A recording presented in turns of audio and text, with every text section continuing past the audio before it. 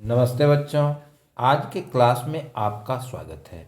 बच्चों, आज हम लोग क्लास 8 विषय हिंदी पाठ हुंडरू का जलप्रपात के प्रश्न उत्तर को करेंगे।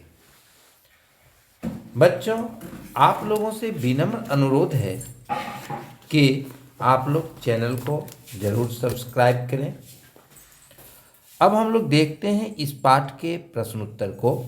पहला प्रश्न है, जैसे हुंडरू का झरना वैसे उसका मार्ग। इस कथन की व्याख्या कीजिए। तो इस क्वेश्चन में जैसे हुंडरू का झरना वैसे उसका मार्ग, इस कथन के बारे में हम लोग को व्याख्या करना है, इसके बारे में विस्तृत रूप से बताना है। तो जिस प्रकार हुंडरू का झरना अत्यंत सुंदर, आकर्षक, मनमोहक और आनंददायक है, उसी प्रकार हुंडरू जाने वाली मार्ग भी सुंदर, आकर्षक, मनमोहक एवं आनंददायक है। बीच जंगल से गुजरती मार्ग एवं पक्षियों का कलरव मनमोहक है। दर्शनीय स्थल, मनमोहक मैदान, ऊंचे ऊंचे पठार अद्भुत नज़ारा प्रस्तुत करता है। हरे भरे खेतों की हरियाली रास्ते के आनंद को और भी बढ़ा देती है। दूसरा क्वेश्चन है, हुंडरू का झरना कैसे बना है? तो स्वर्णरेखा नदी पहाड़ को पार करने के दौरान अनेक धाराओं में विभक्त हो जाती है। जब सभी धाराएं एक होकर 243 फुट की ऊंचाई से नीचे गिरती है, जिससे हुंडरू के झरना का निर्माण होता है। तीसरा क्वेश्चन है, स्वयं झरने से भी ज़्यादा खूबसूरत मालूम होता है झरने से आगे का दृश्य। उस दृश्य की सुंदरता का वर्णन अपने शब्दों में कीजिए। तो हुंडरू झरने से ज़्यादा खूबसूरत झरने के आगे की घाटी का दृश्य है। पहाड़ों के बीच पतली नदी बहती है, जो थर्मामीटर के पारा की तरह दिखाई पड़ता है। नदी के इर्द गिर्द पत्थरों का अंबार और उस पर झाड़ी सुंदरता का अनुपम उदाहरण है। संपूर्ण दृश्य प्रकृति के द्वारा निर्मित है। यह स्वर्ग से भी सुंदर मनोरम दृश्य है। अगला क्वेश्चन चौथा है, प्रश्न प्रस्तुत पाठ के आधार पर समझाइए कि किसी यात्रा वृत्तांत को रोचक बनाने के लिए किन किन बातों पर ध्यान दिया जाना चाहिए। तो इसका उत्तर है, किसी भी यात्रा वृत्तांत को रोचक बनाने के लिए वहाँ के प्राकृतिक एवं भौगोलिक दृश्य का जीवंत वर्णन किया जाना चाहिए। इसके साथ ही वहाँ के सांस्कृतिक, सामाजिक, आर्थिक स्थिति का भी वर्णन किया जाना आवश्यक है। पांचवा क्वेश्चन है, यहाँ पर एक दृश्य का वर्णन है। वर्णन दो तरह से किया गया है।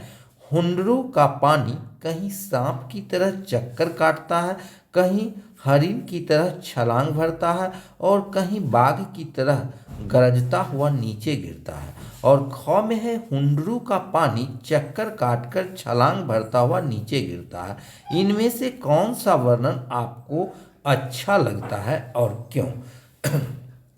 तो उपरोक्त दोनों कथनों से हमें प्रथम कथन अच्छा लगता है, क्योंकि प्रथम कथन में विशेष और विशेषण दोनों का प्रयोग है, जबकि दूसरे कथन में विशेषण मात्र का प्रयोग हुआ। तो ये इस पाठ के प्रश्न उत्तर था। अब हम लोग देखते हैं पाठ से आगे का प्रश्न, जो आप लोग अपने से करेंगे और इसके दूसरे भाग में हम इसका उत्तर देंगे। तो पाठ से आगे में पहला क्वेश्चन है, आपने किसी गांव, शहर की यात्राएं की होगी, उसमें से किसी एक यात्रा का वर्णन कीजिए। तो इस प्रश्न में आप अपने गांव या शहर जहां की यात्रा किए हैं उसके बारे में, उसकी भौगोलिक, सामाजिक, आर्थिक, सांस्कृतिक के बारे में लिखना है। तो इसको आप अपने से लिखने का प्रयास करेंगे और इस पाठ के दूसरे भाग में हम इसका फिर से उत्तर डालेंगे। दूसरा है, आपने अपने राज्य के किसी एक जलप्रपात का वर्णन कीजिए। तो आप अपने राज्य के किसी एक जलप्रपात के बारे में लिख सकते हैं। आपका कोलर नवादा के जलप्रपात के बारे में भी लिख सकते हैं, या अन्य किसी भी जलप्रपात के बारे में कुछ लिख सकते हैं। अगला क्वेश्चन है, आपके द्वारा की गई यात्रा के दौरान आपको किसी न किसी प्राकृतिक दृश्य ने अवश्य आकर्षित किया होगा, इस दृश्य का वर्णन कीजिए। आप मान लिया कहीं की यात्रा किए होंगे तो उसके प्राकृतिक सौंदर्य के बारे में, उसकी प्राकृतिक स्थिति के बारे में लिखना है और आप इसको लिखने का अभ्यास करेंगे। तो इसको आप अगर लिखते हैं तो आपका अभ्यास, लिखने का अभ्यास होगा और आप लिखने की कला से परिचित होंगे। आप लिखना भली भांति जान जाएंगे। तो आप लिखने का इसका अभ्यास जरूर करेंगे। उसके बाद हम इसका उत्तर भी दूसरे में डालेंगे।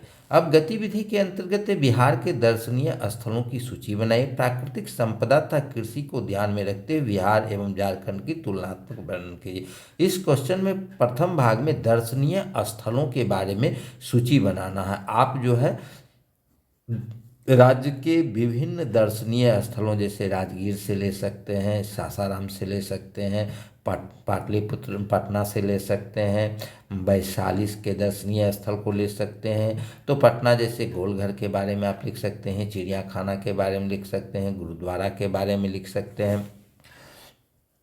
उसके बाद आप अगर वैशाली का जाते हैं तो वहाँ पर महावीर स्वामी के जन्म स्थल है, वहाँ से उसके बारे में आप लिख सकते हैं। राजगीर में अनेक दर्शनीय स्थल है, उसके बारे में आप, तो इसके बारे में आप एक सूची बना लीजिएगा जो कहाँ कहाँ, जैसे पावापुरी में जल मंदिर है तो एक सूची बना के उसके बाद प्राकृतिक संपदा तथा कृषि को ध्यान में रखते हुए बिहार एवं झारखंड का तुलनात्मक वर्णन करना है। तो बिहार में एक कृषि प्रधान राज्य है, यहाँ कृषि की प्रधानता है। झारखंड में जो है सो खनिज संसाधन पाए जाते हैं। तो इस दृष्टिकोण से आप इसका तुलनात्मक वर्णन करेंगे। अब दूसरा क्वेश्चन है, आपने अपने गांव और उसके आसपास ईख और अरहर, सरसों के लहराते फूलों पर मंडराते हुए भंवरों को अवश्य देखा होगा। साथ ही आम की मंजरियों पर मकरंद की चूसते हुए मधुमक्खियों के झुंड एवं आम के पल्लवों के बीच छिपी हुई कोयल की कूक भी आपने अवश्य सुनी होगी। इस प्रकार के दृश्य को अपने शब्दों में व्यक्त कीजिए। तो इसको आप लिखने का प्रयास करेंगे। हम दूसरे भाग में इसका उत्तर देंगे। साथ ही आप लोग चैनल को जरूर सब्सक्राइब करें और वीडियो को लाइक एवं शेयर करें। धन्यवाद।